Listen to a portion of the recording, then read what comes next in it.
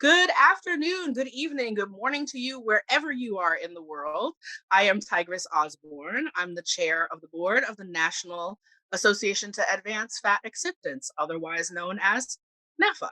Welcome to the NAAFA Webinar Series. Our very special guest today is Marilyn Wann of Fatso fame. That is fat exclamation point, so question mark. And we're going to talk about why it's fatso like that in just a minute. I would like to welcome all of you, and I would like to welcome our friends from Pro Bono ASL who are here today providing ASL interpreting. We have Bilkis and Ryan with us today, and we also have captions enabled, so if you need those, please go ahead and turn those on if you're here with us live. Before I introduce you to Marilyn, who needs no introduction to many of you, but who some of you may be encountering for the first time. Before we do that, I just want to make a couple of brief announcements about things that are going on at NAAFA. I hope that you already know that May is Fat Liberation Month, and we've been celebrating all month long with entertainment and education from a variety of presenters and performers. We're at about the halfway point, and we're super excited. We're a little past the halfway point, and we're super excited to have so many more things to offer you. Coming up next, our very next webinar this Wednesday at 2 p.m. Pacific time is Reverend Dr. E.K. Daupha, and Dr. D will be here to talk about spirituality and resisting weight bias in the spiritual world. And then coming up on Friday, we're introducing a new show featuring our board member and fashion expert, Marcy Cruz, who's put together a panel of fashion designers who specialize in extended sizes. That show's ahead of the curve, and we're going to bring it to you once per month, but we thought Fat Liberation Month was the right month to start. So that'll be Friday night with Marcy Cruz. And then on Saturday, the fantastic poets from Live Big Girl will be doing a spoken word performance, followed by a writing workshop for those who would like to stay and write a little poetry of their own. So lots of exciting things coming up this week. We are very happy to kick off the week with Marilyn Wann. Marilyn has been a fat activist for more than a quarter century. She created the Fatso print zine and wrote the Fatso book. She had fun doing all sorts of fat positive projects, including making and selling yay scales, which we'll tell you about in a second if you don't already know. But yay scales give you compliments. You can find more about Marilyn at fatso.com. Ladies and gentlemen and friends of all gens, welcome Marilyn Wann to the NAAFA Webinar Series. Hi, Marilyn. Hey, Tigress. Oh my goodness. This is the coolest Fat Liberation Month ever. And I feel incredibly grateful to be here with you all, and with you especially, Tigress. Just what a fun thing. I would never have imagined when I first came out as a rad fatty. I never even thought of, the term rad fatty was something that developed after that time. So I would never have imagined this back then. All right, so for those of us who are a little slow on the math, a quarter of a century was about what year? What was the time period? Well, I'm not going to do the math right now, but I had what I call my really bad day in 1994.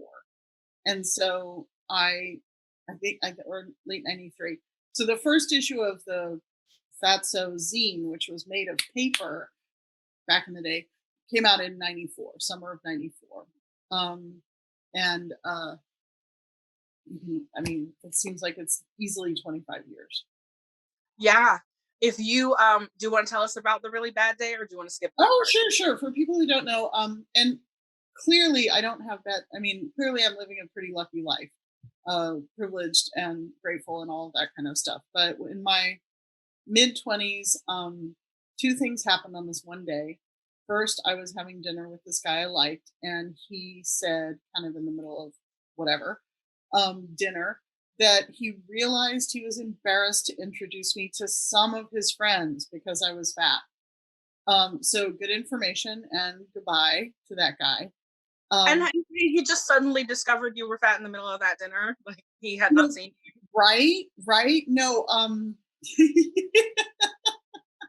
I think it had been a concern for him for a Mhm. while. No, I was talking about having come across the book Shadow on a Tightrope, which I had just found, and reading Radiance magazine and having signed up for a NAAFA membership and getting, little paper uh, newsletters from NAAFA. Mhm. Um, so I think I was just talking about my newfound consciousness of fat liberation as a concept that was really useful to me. And in the middle of that conversation, thank you for asking. People don't usually ask. Yeah, he decided to confess to me his, concerns about what some of his friends might think. And so in his mind, what he's thinking of which ones, anyway, it's all very sad for him. But I came home from dinner angry, hurt, um, feeling a kind of a rumbling readiness to not put up with that.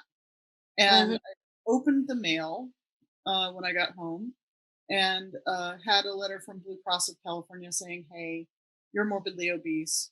As an individual, you're not allowed to buy health insurance because of your dire, dire, dire weight. So I disagreed with both the social and the institutional exclusion based on weight. Um, Yes. and it made it so much easier for me to have that really bad day. I'm so grateful. I think a lot of us, get a kind of a death by a thousand cuts, but we don't, because each one is small. We don't. Certainly not people in this webinar, but people in our society don't necessarily have that consciousness of fat liberation as an option, and Yeah. then don't have a kind of a turning point of rejecting the fat hate worldview.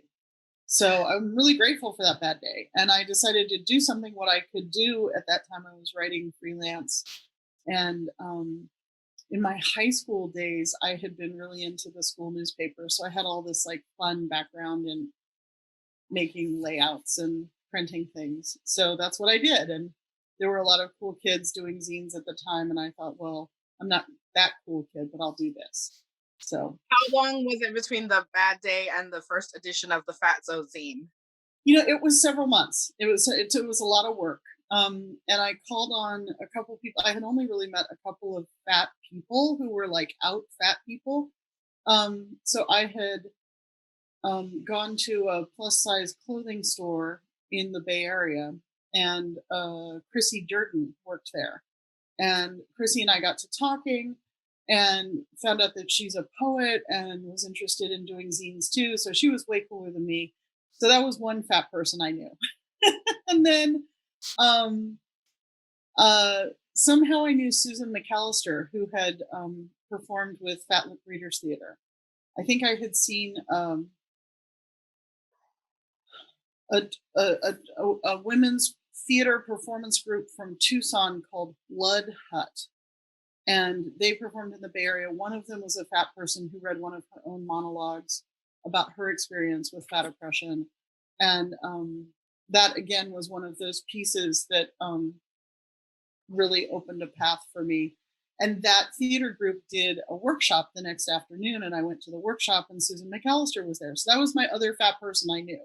I Mhm. didn't really have any connection to fat community at large, even though I had, joined NAAFA and read Radiance and stuff like that. I think I would call myself like an armchair fat acceptance person.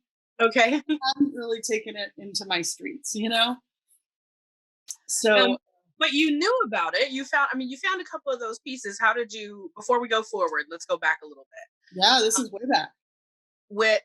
Let's go back even a little bit further. Like, who were you as a kid and as a teen, and like before you were the zine lady? Who were you?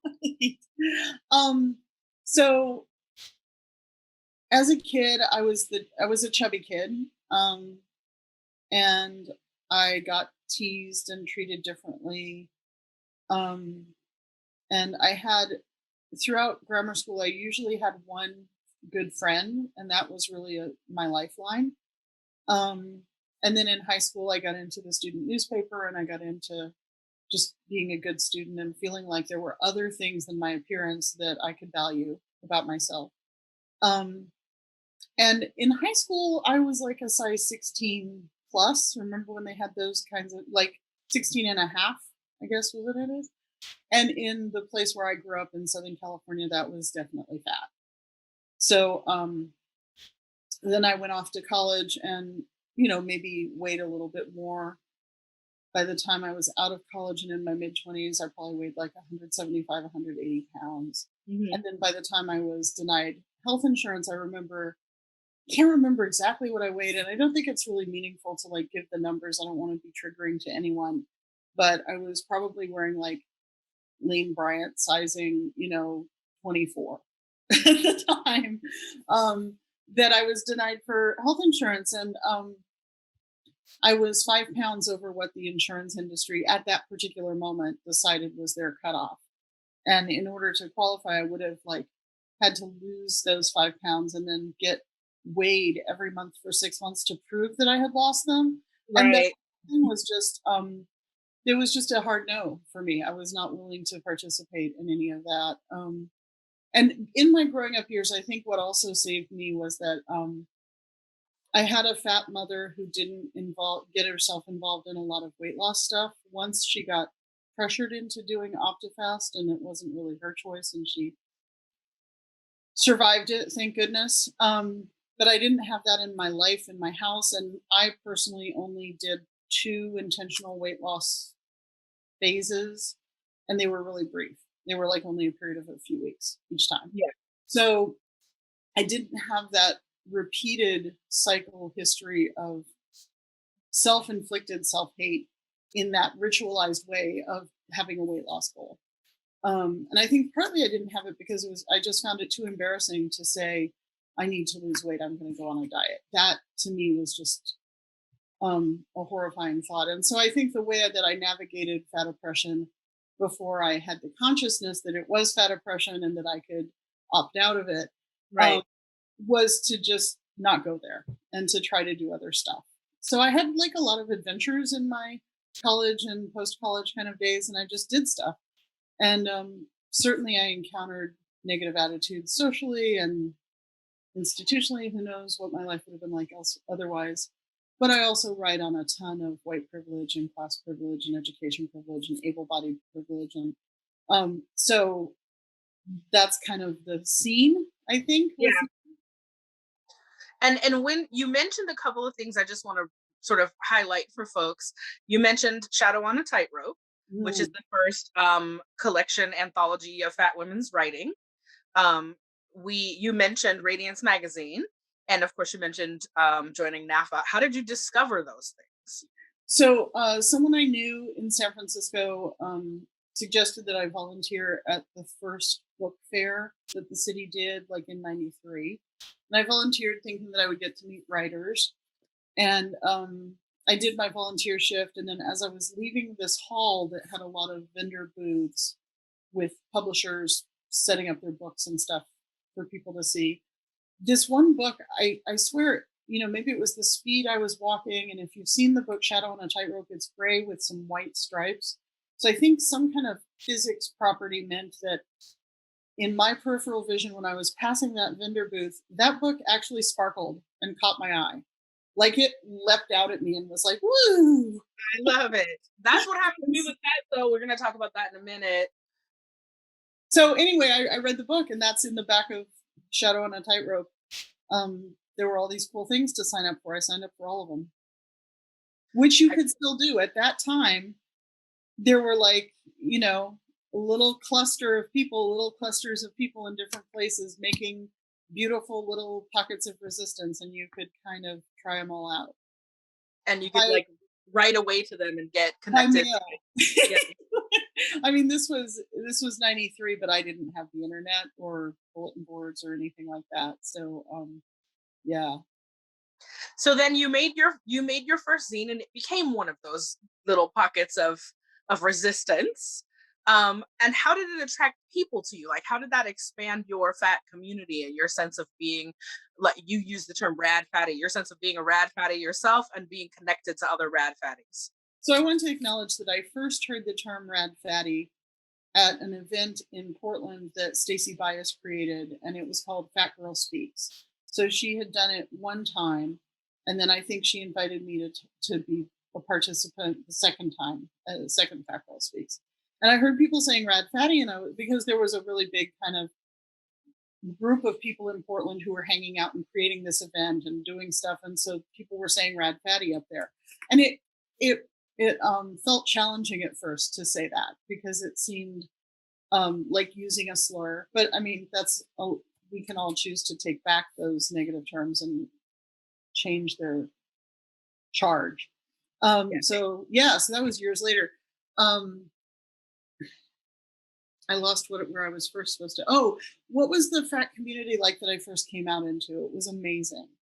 The people who created the local NAAFA chapter and the Fat Feminist Caucus of NAAFA and the Making Waves Fat Swim and Fat Lip Readers Theater and a whole bunch of people who did fat positive fitness things like Kaya Gordon, I think her name is, and Cinder Ernst and Deb Burgard and Pat Lyons. And I mean, people had just made this wonderful in-person community, and there were all these different fun events that came along that you could go and do.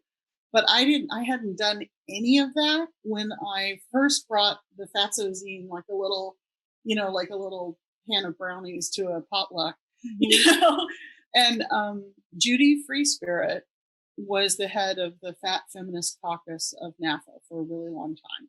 And she, and probably a couple other people who I'm forgetting, organized a weekend event in Oakland that summer, like August or September of 1994. And it was a fat feminist gathering, a conference. So people stayed at a hotel if they wanted to. There was like a dance one night. There was like a little room where people could do vendor things. And I don't think they charged for it. It was just if you had something. I can't remember what the process was, but I brought my little plate of brownies, right? Yeah. And I was mobbed. There were all these amazing fat people coming up to that table and being so excited about fun things. I had the Fatso zine, and I think I may have already made a little paper doll book out of the Venus of Willendorf that I had made outfits for in the first issue. So, and it was 1994, so she could wear, the Willendorf figure, who knows what gender that figure represents. So the Willendorf could wear like overalls, with like a little cap, or a black leather jacket, like a black leather motorcycle jacket or stuff like that. So people were coming up to the table, and it was amazing. It was really amazing. And that dance was, there's the iconic bikini, because bikinis are political. So yeah, there's the Willendorf. Yeah. So that was in the zine, and now I'm showing it to you from the Fatso book. So, I'll say that I wrote the Fatso book, but there's a ton of stuff from a million other people who contributed to the zine, and then I used it in the book. So I'm not sure that I'm an author so much as a collector, but I did write, several paragraphs in a row several times to make the book together into a pile of words. So, it was an amazing time. And then the internet came along. Within a year, I was online and set up the first, Web 1.0 kind of version of the Fatso website.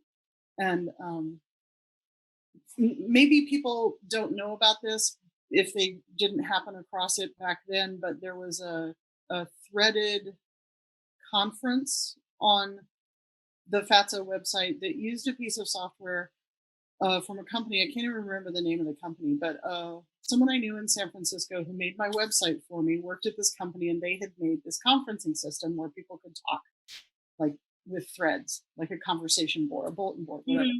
And so that company let me use their software for free via my friend. And so there was a Hank's Gab Cafe on the Fatso website, because my nickname from really a long time ago in my life was Hank. And so I used that as my little alter ego.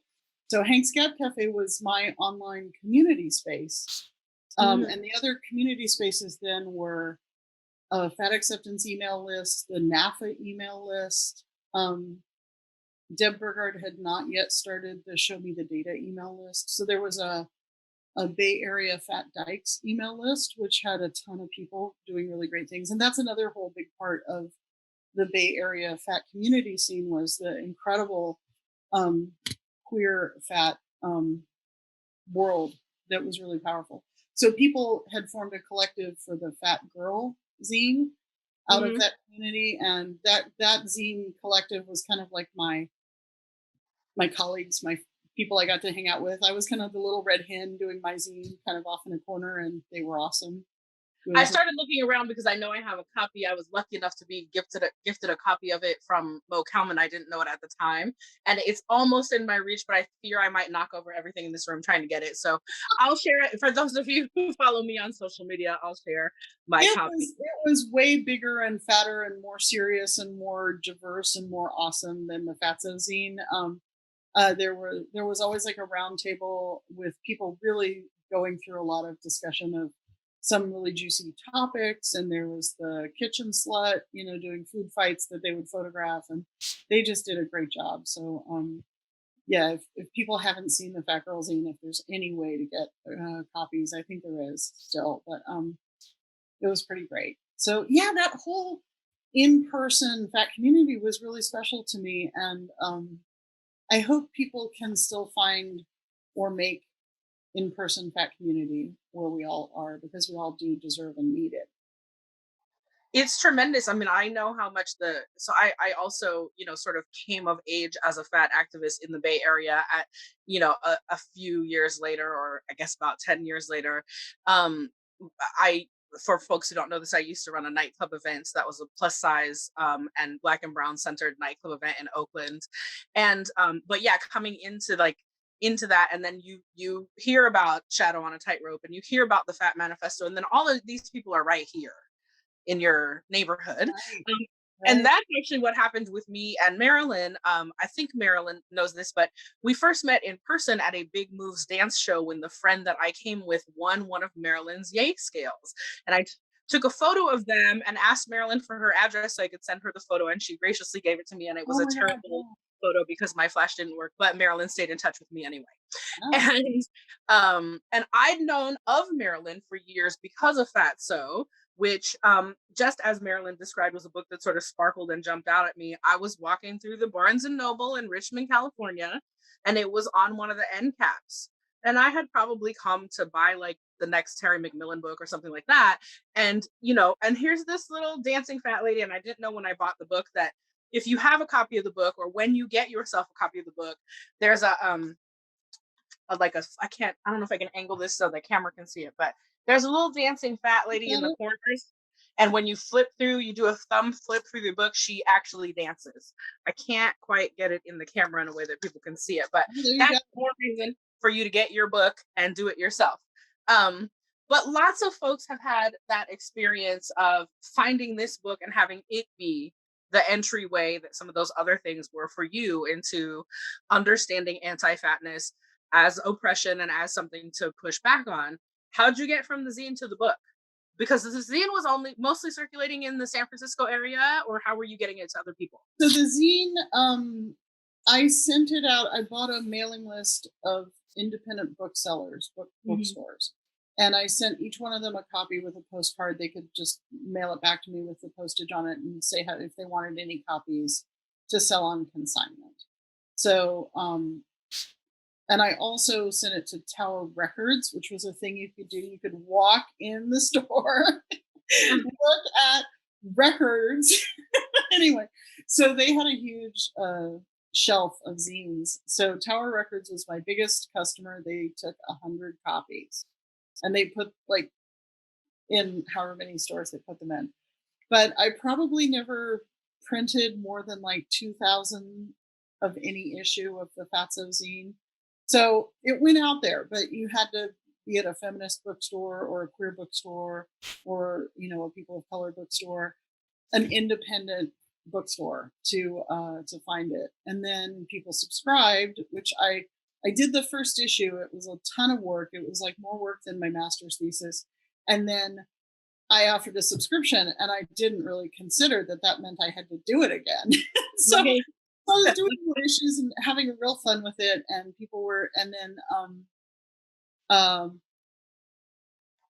I feel like I backed myself into a lot of stuff that I knew that I wanted, but I couldn't admit that I wanted that experience. And so I think if I had done fat liberation just for myself as an individual, I would not have pursued as many liberating experiences as I did, because I had this, you probably know this from running the nightclub.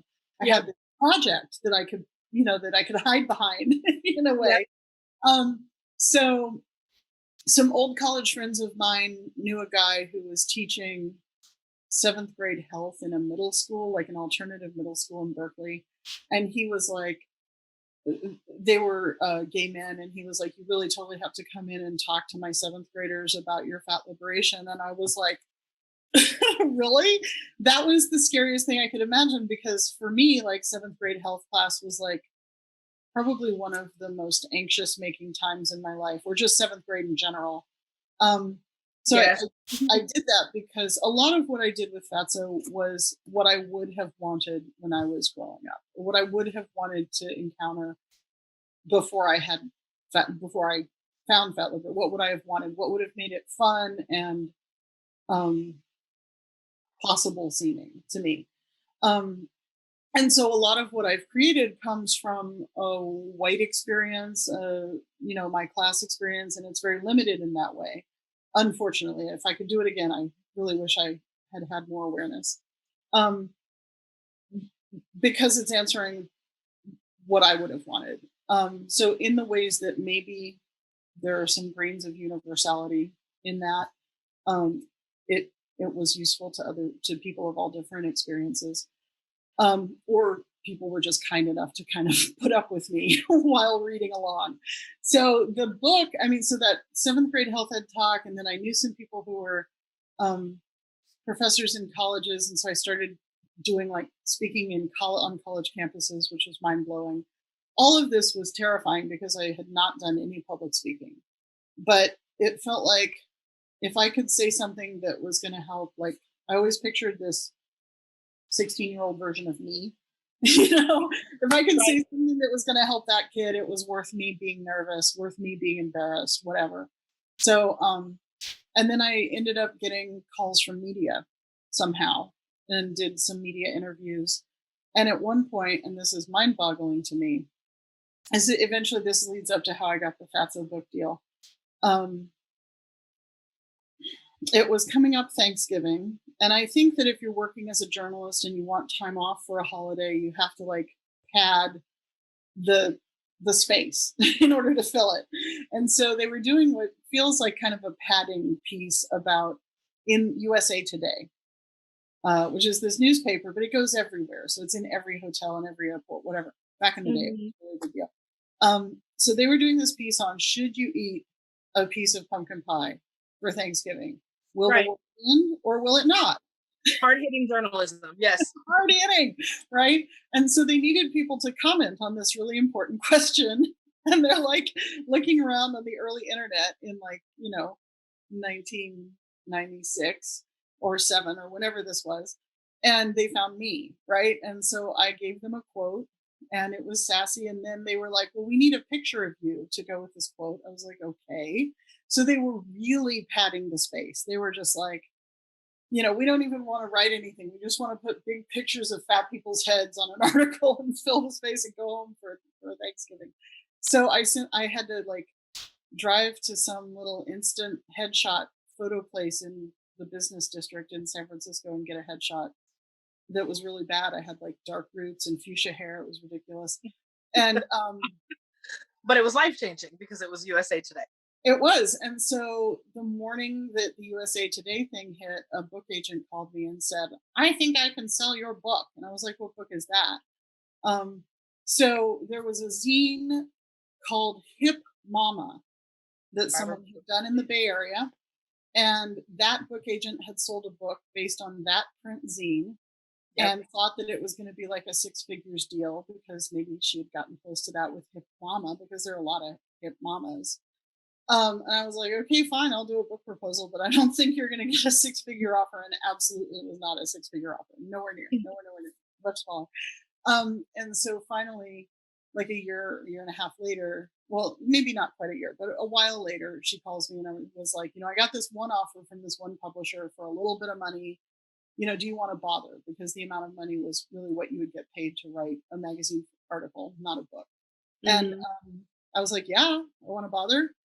So I would never have imagined that I'd get to write a book, even though I was a writer, and I would never have imagined that I'd end up um, having a lot to say and knowing a lot of people who had a lot of really important things to say about the experience of fat oppression and fat liberation. And you know, um, it's really good bathroom reading. I think it's a very successful book for bathroom reading because there's lots of little parts and quotes and fun things, and you can flip the pages. And so it's not a book that's going to scare you with like really dense reading for 15 chapters of 400 pages of gray text.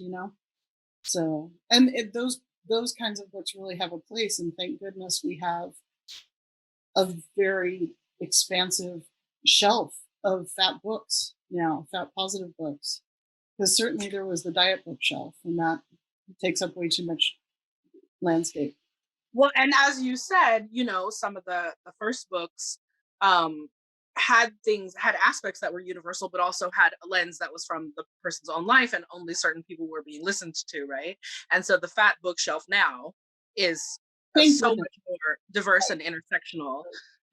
How did you start to learn that? Like, how when did you come to realize, like, I my perspective on fat is not the only way fat people experience living in a fat body? Did you know that from the beginning, or did you have a learning curve, No, or both? no, I imagine I'm still on a learning curve. I imagine I'm still carrying a lot of. I mean, obviously, I carry underprivilege and cluelessness, and not even knowing when I'm stepping on people. So that sucks. And I'm grateful whenever people point that out because then I can stop being so much of a self-involved butthead. Um, but yeah, I remember one time. Well, I mean, here's an example. I have a few times organized actions on the street, like street protest, like a good Marxist or whatever. But there was a protest, kind of a piece of street theater, and it wasn't at that one. It was called the Eat Me at protest, and so that was fun. There was a billboard for 24-hour fitness, and they showed a little emaciated space alien, and the billboard said, "When they come, they'll eat the fat ones first," as if that's supposed to be funny or okay or make anyone want to go to their gym. And it bothered me. Frances White gave an interview to a TV reporter who noticed the billboard, and she did a great job. And then the TV interview didn't run because Bill Clinton was being impeached, and it was much, anything could happen, and so they were covering that instead. So I asked people on the Bay Area email lists because that's where we were at back then in like 97 or 98. No, 98. I said, wouldn't it be funny if we stood outside their gym and waved signs that said "Eat me"? And so people were like, "Yeah, that would be awesome. Let's do that." And so we did, and I got a bunch of media coverage because the Clinton impeachment had stopped the day before, and it was like a holiday Monday, President's Day, Valentine's Day. No news was happening, and fat people waving signs saying "Eat me" was news. So I did all of that stuff without any permits. I don't know how you would have gotten permits to stand on a corner on Van Ness Boulevard a big boulevard in San Francisco. But it didn't occur to me that like people of color might be at risk if they joined in that protest Mhm. because of police brutality.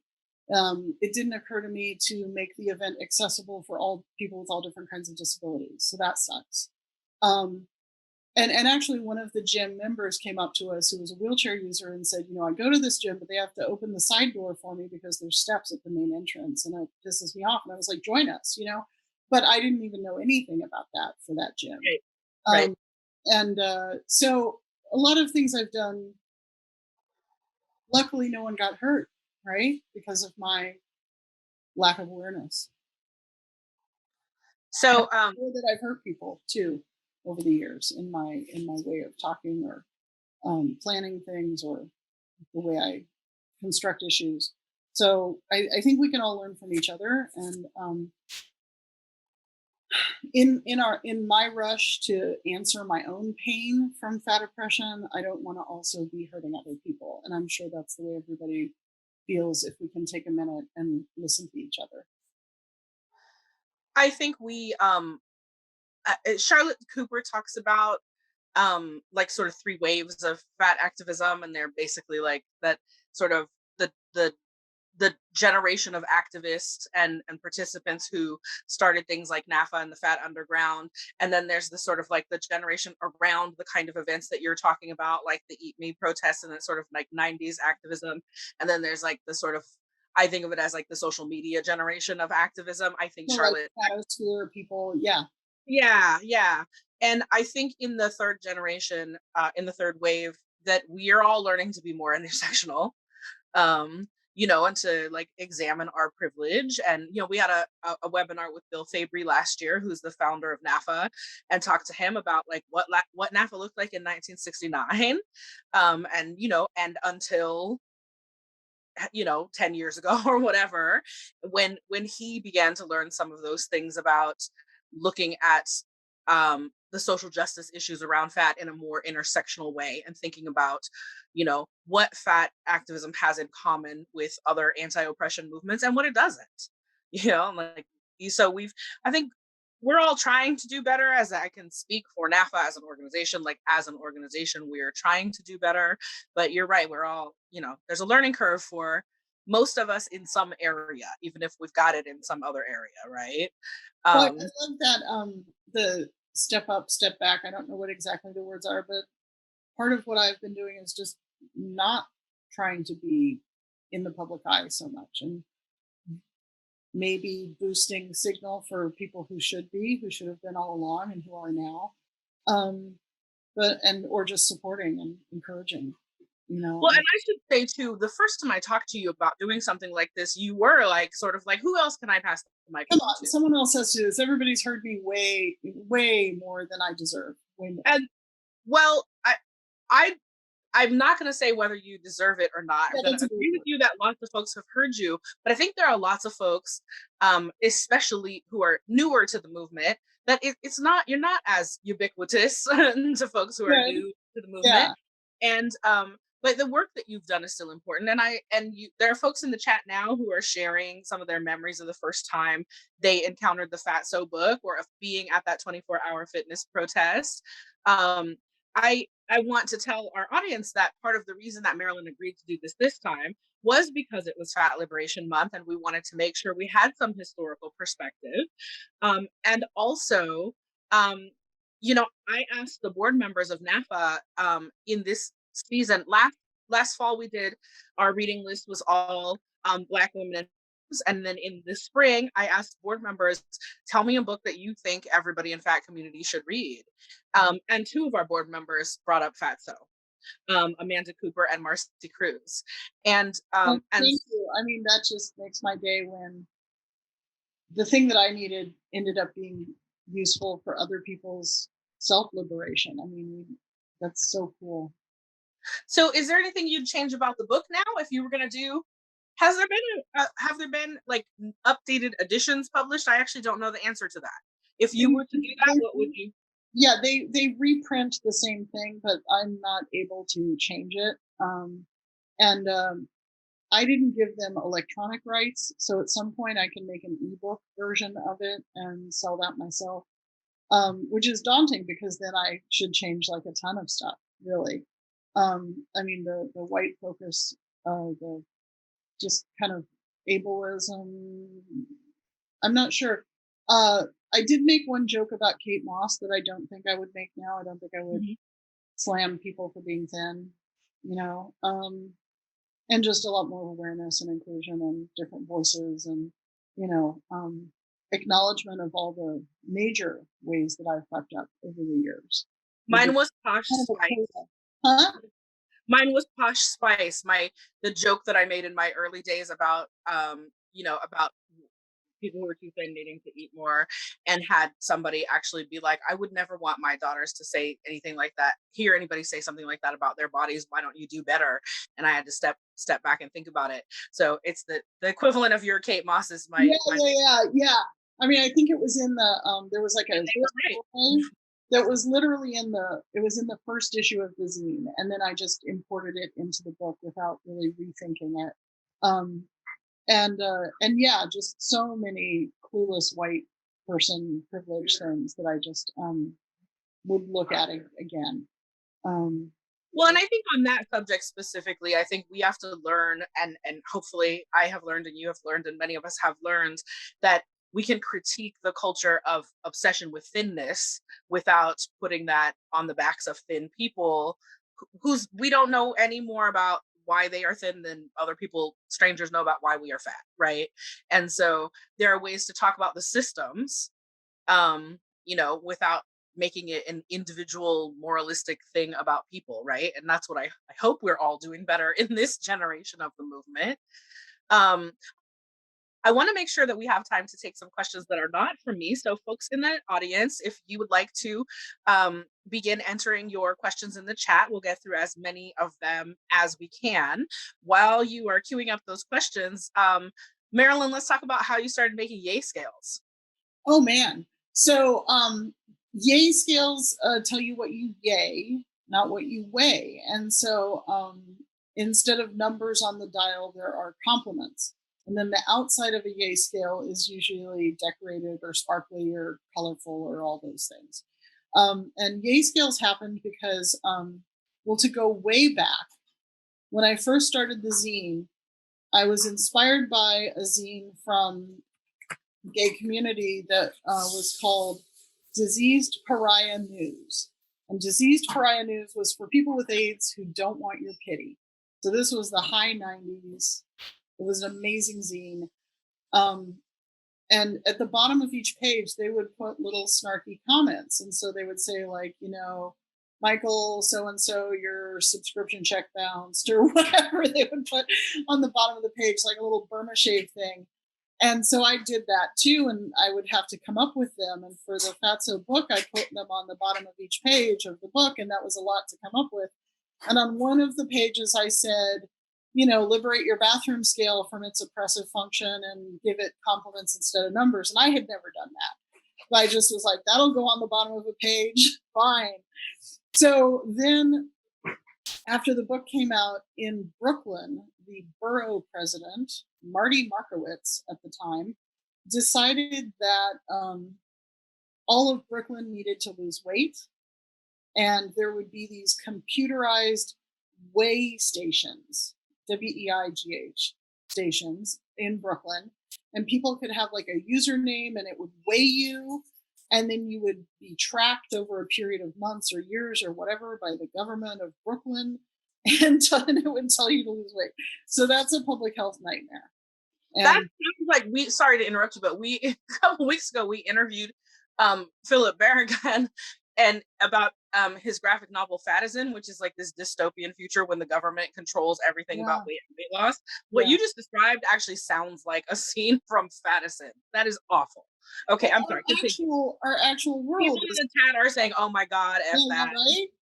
Yeah, I mean, we live in full-on eugenics toward fat people, which is inspired, comes from history of racism and slavery, and everybody needs to read Sabrina Strings' book to know what's going on and why we have this mentality that we have, which props up white supremacy and everything. So we also interviewed Dr. Strings on the webinar series back in December, and that video is available on our YouTube channel, which is NAAFA Official. So if you don't want to get into that, it is a pretty heavy academic book. If that's not your thing, that's a great way to get some of her messaging and hear it directly from her.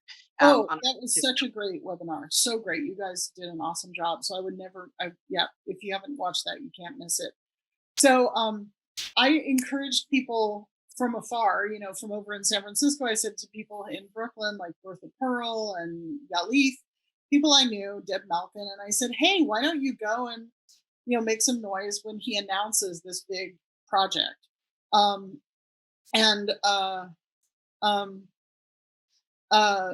they did, and Yalith brought her own like homemade yay scale. So she made one way before I ever made one. So all credit to her. And hers had, nail polish and glitter and her incredible. So that's what they used. They did a kind of a on the steps of the borough hall. I mean, it's like really Batman. Right? They just like went and took the yay scale in opposition to these way stations. Um, and people were yaying themselves. And Marty Markowitz came out and got a compliment from the yay scale and like didn't know how to hold his press conference about the way stations. So it's been an object of disruption from its very beginning. Um, Beautiful. and then I started making them as a kind of fun little art project, and they had all different kinds of decorations. And then Nomi Dekel started selling them through her online shop, Voluptuart, which is a body positive shop with all sorts of beautiful things.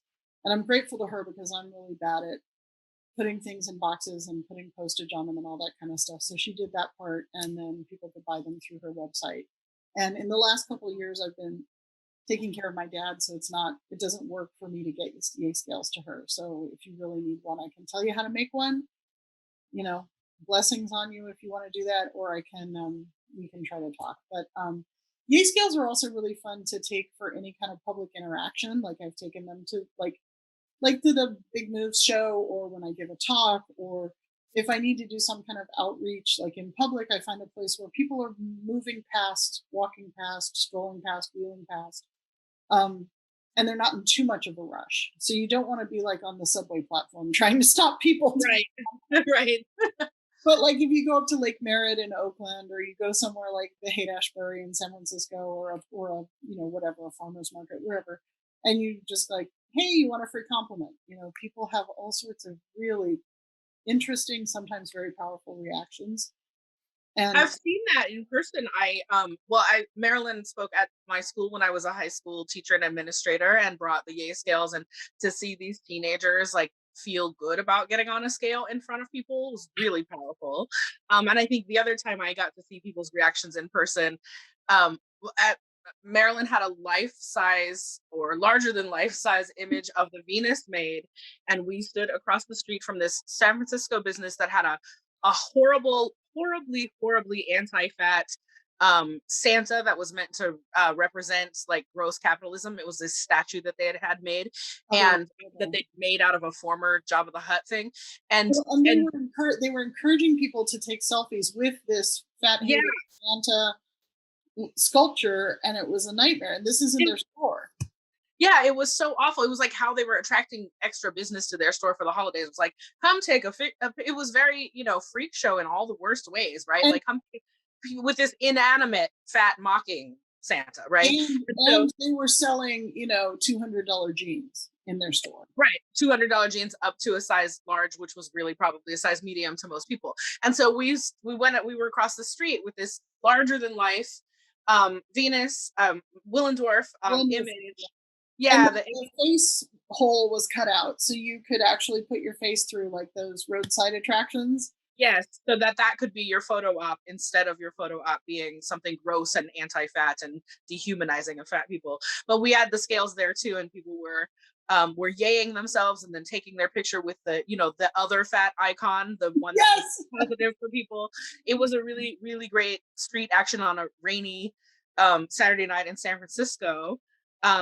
You were hardcore. You were the best. It was a great group of folks. I'm still in touch with some of those folks, and it actually is a good tie into this. So Aaron wanted to know, how can people get more involved in fat activism, and what communities are most helpful? And you don't have to be standing on the street making a spectacle. No. What are the other ways? I've mentioned those things, and really I've only done like street actions a handful of times, and how many millions of experiences can you have in different, really, I think I go to the streets when I'm really frustrated and can't picture anything else that will be effective or useful or satisfying. So yeah, there's a million things to do. I would say just start with what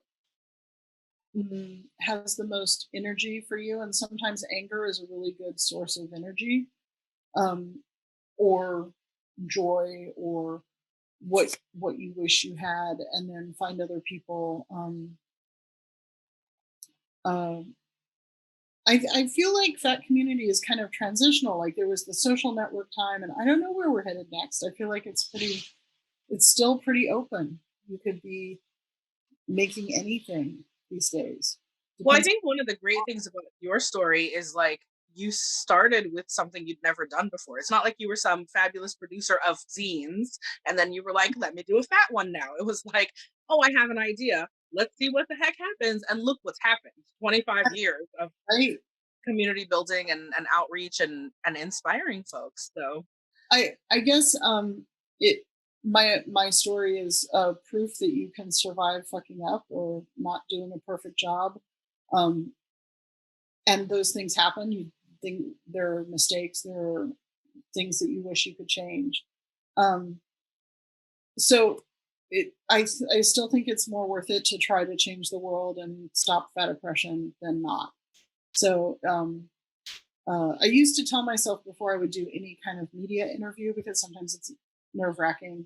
I would say, you know, just showing up and being fat and being seen, maybe being heard, is 100% enough. And then any points that I actually make is just gravy. That's just yeah, bonus.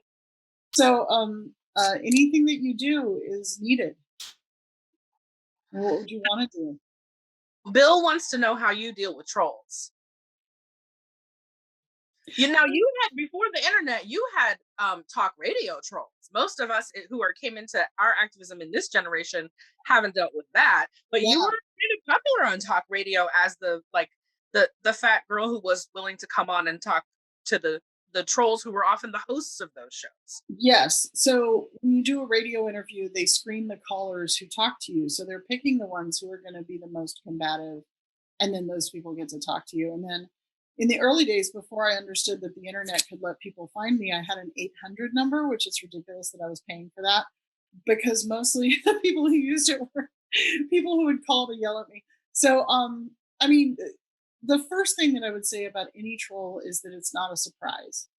Like we already know everything they're going to say, pretty much. You know, it's not new. It's not inventive. It's they're wrong. It's almost delightful when it is new because just from the change of pace, like my Right. my friend Erica and I joke all the time still all these years later about how we're going to make Ham Planet costumes, because when we were in the Juicy Delight and co-choreographed by Alana Kelly, did this amazing street action event in San Francisco that wasn't inspired by anger. It was inspired by, you know, show up and be visible, like you just said. It was called the Fat Flash Mob. And when we put the videos out, there was this troll that was calling us Ham Planets, and we just never heard that one before. And so sorry if that's hurtful to anyone who's hearing it for the first time, but for us, like the reaction was like, there are all these other hateful comments and we've heard all that shit before. Yeah, that's right. Ham Planet is new. And I remember, That. I remember you guys having so much fun with that. And I actually was at a like a garage sale or something not long after that, and there was a spare globe that someone was kind of giving away, and so, and I haven't followed through on this project, which is like the uh, unfulfilled fat activism kind of wears you down more than what you actually do. So I Yeah. want to take all different kinds of pork products and ham products and put them onto this actual globe, you know, with like really good some kind of adhesive, like maybe wheat paste or something. I don't know what's going to work, and then like have it spin slowly while I videotape it, like against a green screen or something. Because remember in the early days of the internet when the planet would spin while you were waiting for, like, it was like a logo on a lot of websites, and just people had spinning globes for no reason. We're like Shipping International Company, spinning globe, you know, we're Yeah. selling shoes, spinning globe, you know. So I feel like we do need to make the actual ham planet. And That is hilarious. it'll be veneer, it won't be solid ham all the way through. I mean, you could, but that's horrible. That's a whole different project. Yeah. Um, So, but anyway, I'm sorry, I sidetracked you from the. So no, no, you were, no. The troll you thing. know, they're going I to show mean, up and they're not going to be unique. And what else?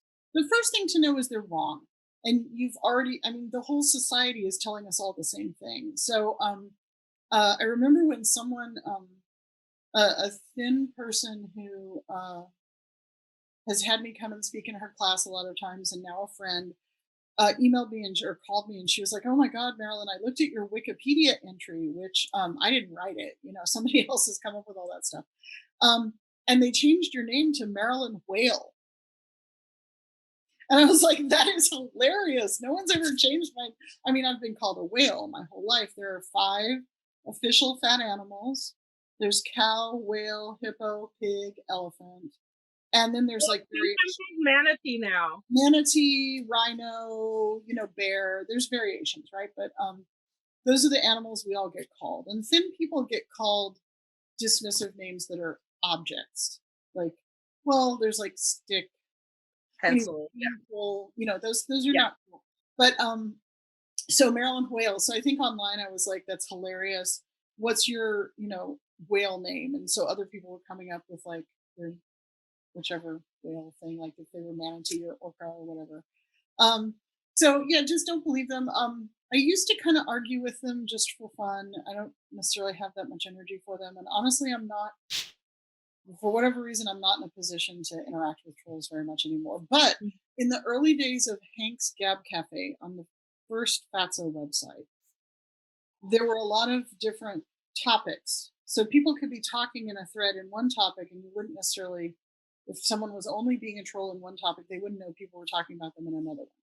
So the users of that community came up with a response to trolls. And the response was to use nonsense, to respond with nonsense gleefully. And then if the troll didn't go away, just to stop interacting with them, to do kind of Amish shunning. So those were the 2 strategies that we used, and it was 100% effective. So the name for that strategy, the nonsense response, was called Flamingo Mittens, because one of the early threads of nonsense that we showered on a troll, somebody said something about flamingo mittens, then everybody was like, oh my god, I lost one of my flamingo mittens, can somebody crochet me a new one? And people just went off with it, and we were having a ton of fun, and the troll was no longer having fun. So I think that that's a healthy community response. And the person who set up my website for me was involved with the Well, which was a big discussion community online, and she taught me that people are responsible for their own words. So if you moderate people, if you remove their words when they're behaving badly, that's you taking responsibility for them, like you dealing with their mess. So I try not to remove trolls unless it's, I mean, obviously sometimes you just do because it's bullshit. But I love flamingo mittens. I really encourage people to try that out as a response, and just know that they're wrong. It's Well, not. and of course, sometimes we remove them not because we're unable to deal with them, but because we know that folks coming into the space are not already at the point on the spectrum of fat liberation that some of us in this workshop and in the chat, I can tell, are. And if you're brand new to this, the way that it's the troll things are not, like we all kind of roll our eyes at this point, and you get to that point pretty quickly if you're public in any kind of way as a fat person. But we all kind of roll our eyes like, there they go again. If this is your first time ever being called something nasty, it's very different. So I'm sorry, my dad was walking by. Go ahead, Dad. So Hi, I think we take care, and everything that we do in the moment is fine. I think a lot of us want like the perfect comeback or something like that, and really just making a horrible, frustrated noise is okay. Like, you're annoying. I mean, I think the more pushback fat haters get and bigots get, that's whether they change their mind or not. Who cares? That's up to them. But having the experience of not being agreed with, not being in the power position, is good for them. yes. So are there any specific things, because we're tangential when we're together, which I love, but we may not have fully answered the question about how can people get more involved in fat activism, and are there particular communities that you think are most helpful for people who are new to this? Gosh, I wish that we had, I mean, we're really grassroots, right? We're not astroturf. Fat community is really individual efforts and organizations that are kept alive by groups of people or individual effort. I think I don't have a list. I'm sorry. I mean, there's a ton of stuff now. There's more stuff than I know about, which is amazing, because like when I started, it was, you could have a whole list in the back of the book of everything there was to do. And it wasn't it wasn't 50 pages. So I guess my follow-up question would be, what do you care about the most, and what do you enjoy the most, and where are you hurting the most, and just dig in there. Um, and I think maybe what you said is that somehow I gave myself permission to do things that I hadn't done before. And I don't know where I got that. Well, probably from a ton of privilege and just, being in your early 20s and being like, heck, I can do it. I can try this. I don't have to do it forever, kind of thing. And then you do it forever and wake up 25 years later and what the heck. But the world needs your fat activism. And it especially needs it um, to be anti-racist and anti-oppression. So it's always just good to do. What would you say, Tigress? What would you, other than obviously getting involved with NAAFA? I mean, I would love for folks to get involved with NAAFA if it's right for them. And one of the reasons that we're working really hard to build our relationships with other organizations is because we know we're not the right organization for everyone. And so if we're all working, if, we're working in partnership with more folks, then we can all be cross-referring. We're sometimes like the gateway organization for folks, just because we've been around for, thank you, Bill, 52 years now. And so I love to see folks get involved with us. And but there also we don't have local chapters anymore, and I think that in-person involvement has a different meaning. It's just meaningful in a different way to be able to live interact with people, especially as the world's opening back up and we feel safe to do that at whatever level you feel safe to do that. If you can find something where you are, um sometimes just being amongst the other fat people, even if the thing they're doing is not necessarily your thing.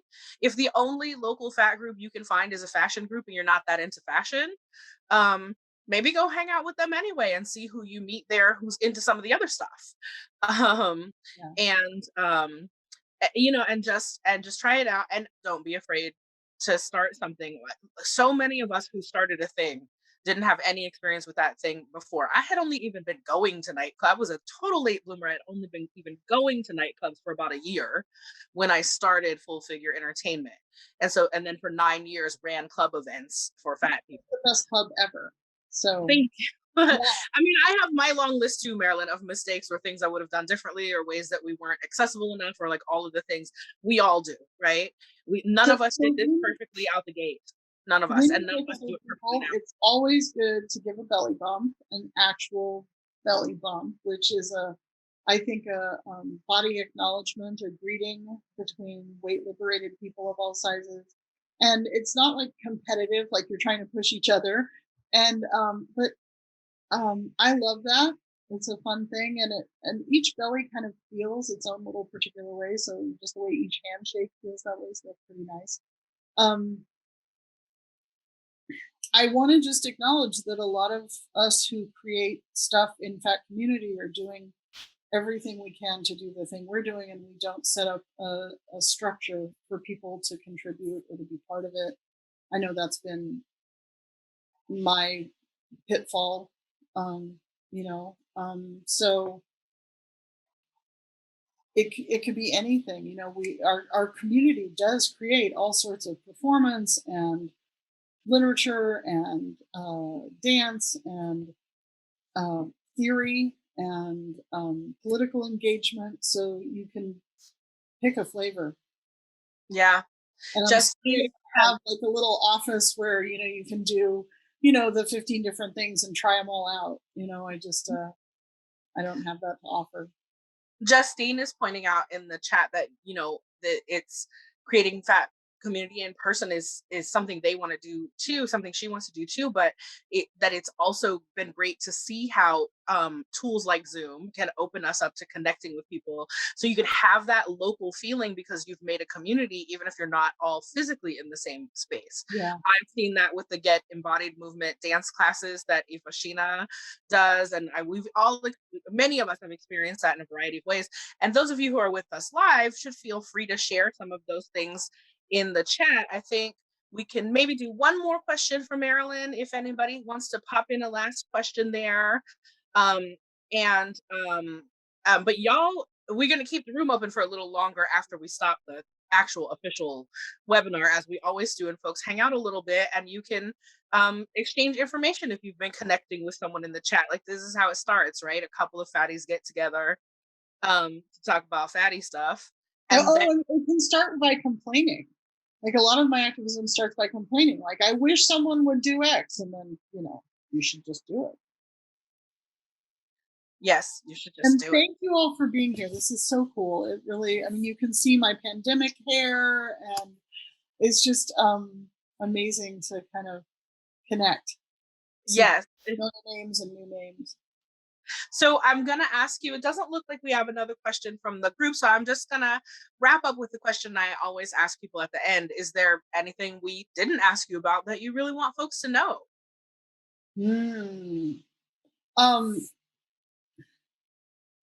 I just miss you guys. Yeah, miss you guys. I hope you're all safe and well and making it through this last intense year of such strange experience. I know we've been extra targeted. People of color, fat people of color have been extra targeted during COVID, and we've been scapegoated. The whole thing about, oh, fat people are more likely to die. That's wishful thinking, and I hope we're all just getting what we need to move safely through the next coming time. So just know that fat people have always been part of humanity and always will be. So the urge to wish us gone is eugenics. And when we go and seek help, especially medical help, it's like a forking road. Are we going to get actual medical help, or are we going to get eugenics? And it's really important to know the difference when you encounter it, and to be able to name it, because then there's a lot of gaslighting. Oh no, that eugenics we were giving you is actually medical help. No. So protect yourselves and advocate for yourself. Find people who can support you in doing all of that, and so that we can keep doing this good fight and changing the world, making a little bit less hateful. Yes. I guess the thing that I say when I give talks is that my goal is for all of us to be at home in our bodies and fully welcome in society. And I think health concerns comes after that basic minimum requirement of people being welcome in society. And I think actually, if we were all at home in our bodies and fully welcome in society, it would be incredibly beneficial to health for people of all sizes and colors and everything. So that's what I want for all of us, just big picture. And thank you guys. Thank you for the time. Sorry to get all sentimental. No, thank you for giving us such a sweet vision for the world to end on, that everyone be at home in their bodies and be welcome. So let's end there. Thank you, Marilyn. If you should take a look at the chat, there are lots of folks who have lots of good messages for you. For once again, for those of you who have joined us, we thank you for being here. We are able to bring you this kind of programming with no expense to you as an audience member because of the generous contributions of our members and supporters. So we thank them. If you want to become one of those people, visit us at NAAFA.org and click the contribute button. You can also visit us at NAAFA.org and see the schedule for the rest of the Fat Liberation Month events. And we're already beginning to plan events beyond that. Please take a look at our Community Voices blog, which is a great way to hear from lots of other fat people. And thanks once again to our interpreters from Pro Bono ASL. You can find them at probonoasl.com. Please book them for all of your events. They are fantastic. Thank you so much, Bilkis and Ryan, today. Happy Fat Liberation Month, everybody. Thanks for joining us for the NAAFA webinar. We'll see you for the next one. Take care.